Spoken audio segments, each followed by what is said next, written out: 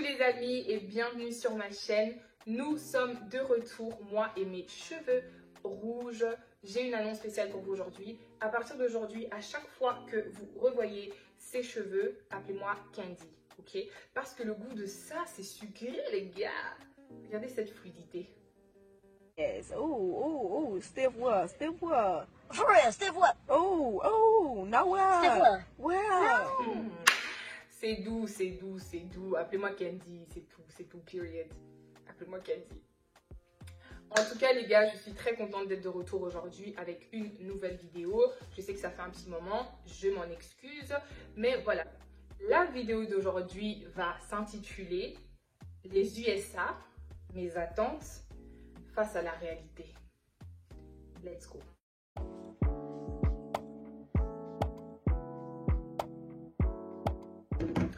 Les gars, quand je vous dis que j'étais tellement enjaillée par le fait de venir vivre aux States que je regardais des vlogs, des college vlogs d'américaines, une en particulier, elle s'appelle Jay la Coréenne, je mettrai sa photo quelque part.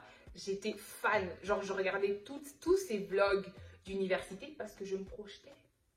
Ok, mais quand je suis venue m'installer, j'ai vu que la vie n'est pas un film et encore une fois, la vie n'est pas ta pote. Mais bon, bref, on peut entrer dans mes attentes. Okay. La première attente que j'avais, c'est que je pensais avoir plein d'amis américains. Les choses ne se sont pas passées comme prévu. Je me suis entichée de plein d'amis africains. Mes parents ont quitté l'Afrique pour aller en Europe. Moi, j'ai quitté l'Europe et l'Afrique pour venir aux States pour retrouver qui ici? Mes frères africains. Comme on dit, ce qui se ressemble, ça semble. Honnêtement, quand je venais aux États-Unis, j'imaginais vraiment que j'allais avoir plein d'amis américains. Mais quand je suis venue, je me suis rendu compte que beaucoup d'entre eux étaient plus profiteurs que voulaient plus profiter de moi que vraiment être mes amis en fait. Je vous explique. Je pouvais rencontrer quelqu'un en classe et la personne va me texter, oui, qu'est-ce qu'on doit lire pour demain, qu'est-ce qu'on doit faire, est-ce que tu peux m'expliquer, nanana, votre soeur ici, je donnais tout l'amour, tout, les notes, les ceci, envoie-moi des photos de tes cours, j'envoyais. Le semestre d'après, la personne me passe comme un vieux hot dog, comme du lait périmé. Et là, je me suis remise en question, j'ai dit donc en fait, c'était de l'amitié par intérêt. Ah bon, moi je ressemble à intérêt? No. Et c'est à partir de là que les gars, je me suis dit, ok, you know what? Je vais rester avec mes frères africains. Au moins, on se comprend, on parle français. Et puis, c'était pas que des Congolais, c'est pour ça que j'ai dit africains, parce qu'il y avait des Béninois, il y avait des gens du Niger, il y avait, voilà, des Sénégalais. Enfin, voilà, je traînais avec plein d'Africains. Pourquoi? Parce qu'on comprenait, on est tous des étudiants internationaux, on se comprend, etc. Et au moins, on voulait pas profiter les uns des autres, en fait. Donc, voilà. Malheureusement, je me suis pas vraiment fait beaucoup d'amis américains, mais bon, ce n'est pas un problème. Deuxième attente. Je pensais trop que j'allais être dans une sororité, les filles et les garçons. Je pensais trop... Vous voyez les films genre Stomp the Yard, comment les gens ils sont là, ils tapent et tout, ils sont là.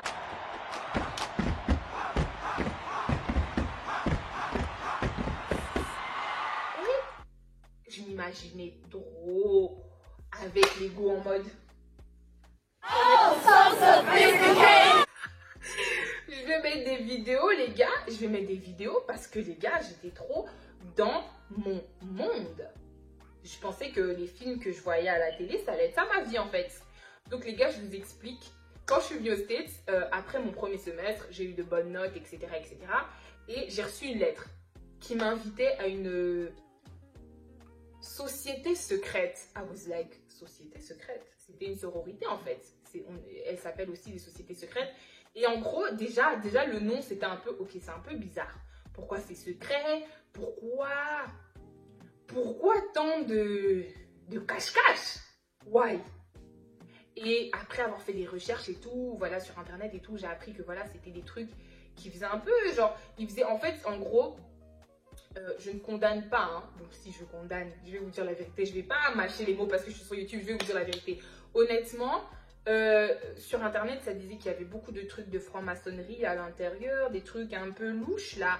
Et puis, le truc que je comprenais pas aussi, c'est pourquoi tu dois entrer dans une société où, avant d'entrer, vous faites des trucs bizarres et tu peux pas dire, tu peux pas dire aux gens autour de toi ce qui se passe vraiment.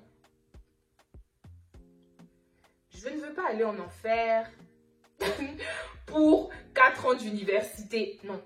Non, it's not worth it, ok? C'était vraiment bizarre, j'en ai parlé à mon daron, mais pourquoi tu n'entres pas?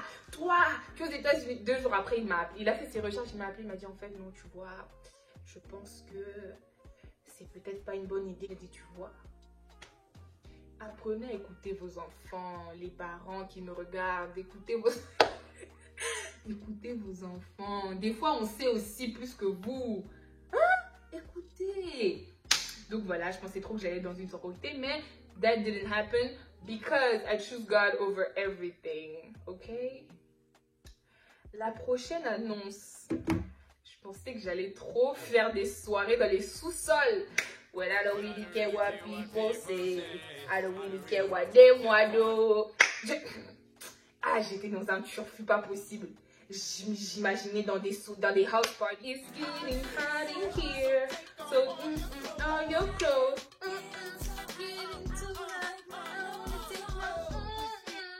J'étais...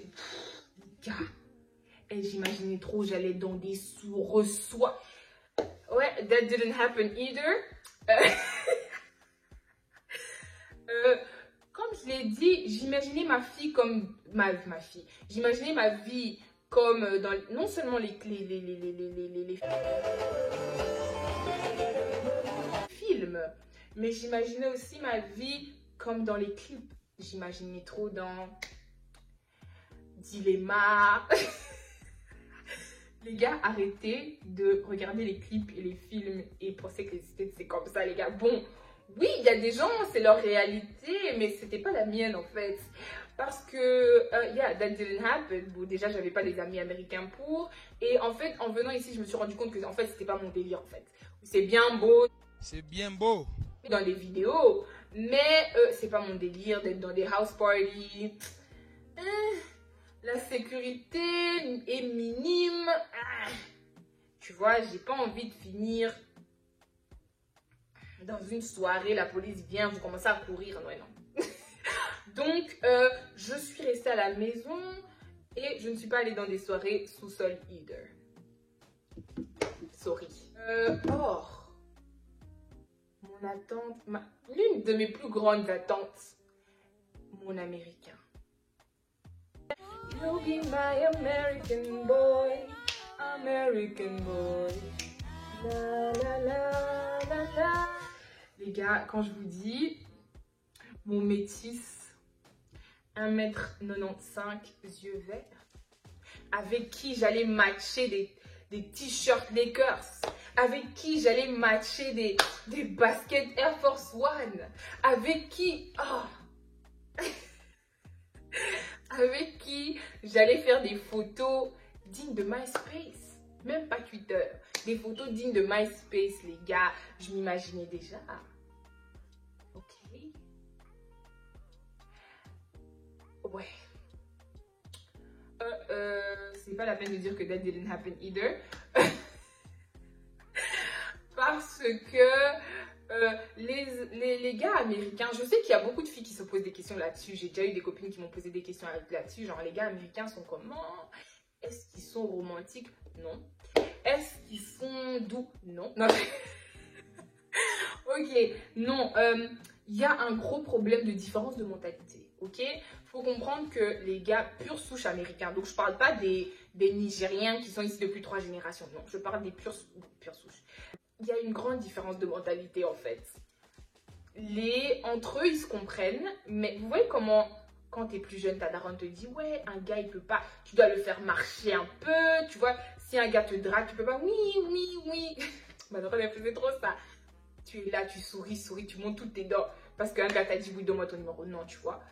Ma daronne m'a appris le charisme. Les Américains ne comprennent pas le charisme. Donc, tu vois, un gars, c'est genre, tu lui donnes ton numéro, vous vous rencontrez le même soir ou le lendemain. Donc, chez eux, c'est du tic au tac. Mais chez nous, c'est du tac, point, point, point au tic. Donc, tu prends mon numéro, on doit parler, apprendre à se connaître, et puis peut-être se rencontrer, et puis je fais encore des fiers, même si je veux, je dis non, et puis c'est une équation kilométrique. Mais eux n'ont pas cette patience-là, donc ils te font comprendre que, ok, time is money, ok, j'ai pas le temps de te draguer pendant 3 mois. Et moi, j'ai pas le temps de te dire oui après une semaine. Mais c'est toi qui perds. C'est toi le perdant parce que je suis une perle, ok? Comme je dis toujours, hein, know your value, add tax. Faut connaître sa valeur, voilà. Il faut connaître sa valeur et faut pas descendre sa valeur. Tu vas pas aller au magasin, à Walmart, acheter une bouteille de vin qui coûte... Pourquoi je dis bouteille de vin? Je sais même pas. Tu vas pas acheter une bouteille de vin qui coûte 20 $ par exemple. 11 $. On va pas réduire le prix parce que c'est toi. Non, tu vois, si tu dois l'acheter, tu dois acheter à tel prix. Voilà, toi aussi, si tu connais ta valeur, si quelqu'un ne respecte pas ça. Peace. Donc, voilà pourquoi, voilà. J'ai eu à parler avec quelques Américains, ça n'a pas abouti parce que j'étais pas prête à descendre ma valeur. Okay? Ou à descendre ce que ma maman m'a appris à propos du respect de soi-même, du respect de son corps, etc. J'aimerais conclure la vidéo en disant que je suis également venue aux États-Unis avec mon American Dream en tête. Je suis venue aux États-Unis avec des rêves plein la tête et avec les réalités de la vie, parce que comme je vous ai dit au début, la vie c'est pas ta pote. Donc voilà, avec les réalités de la vie, etc. Et ce que j'ai pu entendre, etc. Les difficultés auxquelles on fait face étant des étudiants internationaux ici. Il y a eu des moments où j'ai un peu abandonné mon American Dream. Pas abandonné, mais je l'ai un peu, comment dire, mis de côté. Voilà, je l'ai un peu mis de côté parce que on est ici, je suis étudiante internationale. Tu as des gens qui te disent, ouais non, marie-toi, cherche un Américain, marie-toi vite. Parce qu'ici, si tu n'as pas les papiers, tu vas rien faire. Ouloulouloulou. J'ai un Dieu et c'est un Dieu de l'impossible. Si quelqu'un croit ça qu'il disait, amen. Si tu as décidé de... Oh Seigneur, moi je vis pas une vie d'aider Dieu. Ok, si Dieu m'a permis d'être ici, c'est pour une raison. Si Dieu m'a donné certains rêves, c'est pour une raison. Et je n'ai pas besoin, si Dieu m'a permis d'être ici, j'ai pas besoin de me marier pour aider Dieu à ce qu'il accomplisse sa promesse dans ma vie. All right now. Oh non. Oh non. J'ai pas besoin en fait. Et en fait, à force d'entendre tout ça, oui, quand tu es étudiant international, tu peux rien faire. Et puis, en fait, toi aussi, tu t'en rends compte. Je vous ai expliqué que j'ai failli jouer dans Un Prince à New York, dans ma première story time, et que ça s'est pas passé. Et j'ai été un peu découragée et je me suis dit, ouais, mais voilà, je suis aux États-Unis et je suis étudiante internationale. Et voilà, il y a des opportunités. J'ai l'impression que je rate certaines opportunités. Mais je sais que mon tour viendra. Donc, je voulais vraiment finir cette vidéo en disant que je suis venue aux États-Unis avec des rêves plein la tête et qu'au fur et à mesure de ce que j'entendais, des opportunités que je pense rater ou que parce que je vois des annonces des fois sur Instagram, je vois des trucs et tout et je sais, oui, vas-y, ça ne sert à rien que j'applique parce que voilà, on va pas m'accepter à cause de X, Y, Z et tout, alors que je me rends compte que je me mets des blocages à moi-même. Les gars, si vous avez des rêves, foncez. Peu importe ce que les gens disent de la condition du pays, de l'économie, de nanana, tout ça, ça n'importe plus à Dieu. Dieu peut t'élever dans une économie qui est tombée par terre. Dieu, il y a des gens, pendant cette période de pandémie, qui font plus d'argent qu'ils ne l'ont fait au départ. Il y a des gens qui ont commencé des business pendant cette pandémie, pendant que les gens disent que l'économie, ça va pas. Il y a des gens qui ont commencé des business. Il y a des gens qui ont commencé des chaînes YouTube et qui directement commencent à être payés. Il y a des gens, it doesn't matter. Quand c'est ton heure, quand c'est ton temps, c'est ton temps. Peu importe si les gens disent que je ne sais pas quoi. Franchement, ma plus grande inspiration dans ma vie, ce sont mes parents. Parce que mes parents ont quitté le bled environ aux alentours du même âge auquel moi j'ai quitté la maison. Ils sont partis vivre en Belgique. Qu'est-ce qu'ils n'ont pas entendu? Les mêmes choses. Les mêmes choses qu'on entend ici. Oui, vous êtes des étrangers. Si tu ne parles pas néerlandais, tu ne pourras pas avoir tel boulot. Tu ne pourras pas faire ceci. Ils sont où aujourd'hui? Toutes ces personnes qui ont parlé. Zéro. Devant Dieu, c'est zéro. Ma maman ne parle pas néerlandais, les gars. Un bon boulot. Mon daron ne parle pas néerlandais. Un bon boulot. J'ai vu aux États-Unis, mes factures sont payées. Étrangers qu'ils étaient, ils ont réussi à dépasser ces barrières de langue, barrières de d'où tu viens. Quand je vous dis it doesn't matter. Devant Dieu, tout ça là, ça n'a pas d'importance. Oh, t'es congolais, donc si tu pars aux États-Unis, tu peux pas devenir, je ne sais pas pourquoi. Parce que quoi? Les gars, suivez vos rêves. Laissez pas tomber vos rêves à cause de ce que X ou Y dit sur la condition de... Je sais que je me répète, mais c'est vraiment un sujet qui me touche beaucoup parce que c'est des trucs qui partent pas. Les mêmes choses que mes parents ont vécu quand ils sont partis vivre en Belgique, c'est la même chose que je vis ici. Les gens parlent toujours, oui, non, tu es africaine, tu es belge, tu peux pas faire ceci, tu peux pas faire cela, si tu te maries pas, si tu fais pas ceci, non. Moi, je vais rester là où je suis. Je vais me battre avec ce que j'ai, ce que Dieu m'a permis d'avoir. Ma nationalité belge, ma couleur de peau noire, mes cheveux crépus, mes yeux, je ne sais pas comment, mon intelligence de IQ, je ne sais pas combien. Tout ce que Dieu m'a donné, c'est pour mon bien. Et comme la Bible dit, les gars, pour conclure, je ne veux pas être overly spiritual. Je ne veux pas être ici en train de prêcher, etc. Je suis en train de vous donner des conseils que j'applique moi à ma vie. Tout concourt au bien de ceux qui aiment Dieu, les gars. Donc, même si tu as grandi dans une famille pauvre, doesn't matter. Suis tes rêves and trust God.